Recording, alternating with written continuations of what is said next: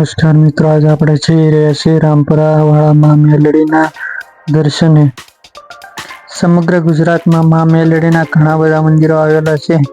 એમાંનું એક રામપરા વાળા મા મેલડી, જેનું જાણીતું નામ એટલે ભૂરિયા વડલા વાળા મા મેલડી, જે કાળા કળયુગમાં પણ અનેક પરચા પૂર્યા છે અને ચમત્કાર કર્યા છે।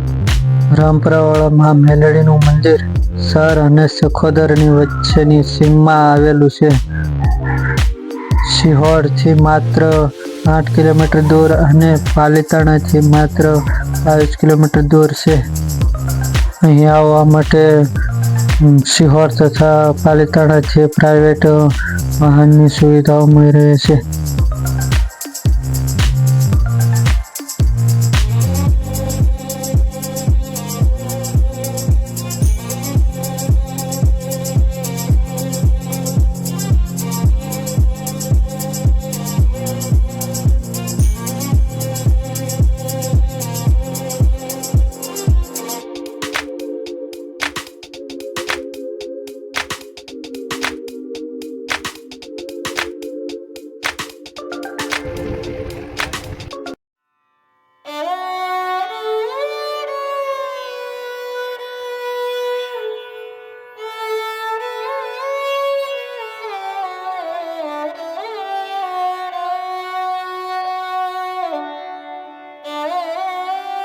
આજના યુગમાં મા મેલડી એ કળયુગના રાજા તરીકે ઓળખાય છે। એમાં આજના કળયુગમાં મા રામપરા વાળા મા મેલડીના અદ્ભુત પરચા છે।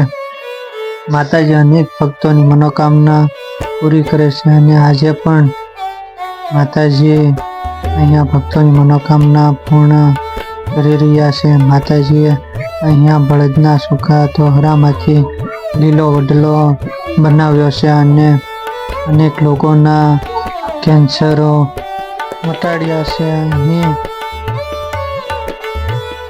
અહીંયા માતાજી ડોશીના સ્વરૂપમાં આવીને દેવલા જમોડ અને તેમના પત્ની મણિબાઈના 2 સંતાનોને માતાજી અહીંયા સાચવ્યા છે અને તેમનો ઉછેર કર્યો છે।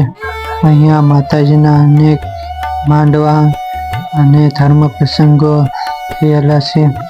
અહીંયા ભક્તો રવિવાર અને મંગળવાર પોતાની માનતા પૂરી કરવા માટે ચાલીને કે દડતા અથવા તો પ્રાઇવેટ પોતાના વાહનમાં અહીંયા આવે છે।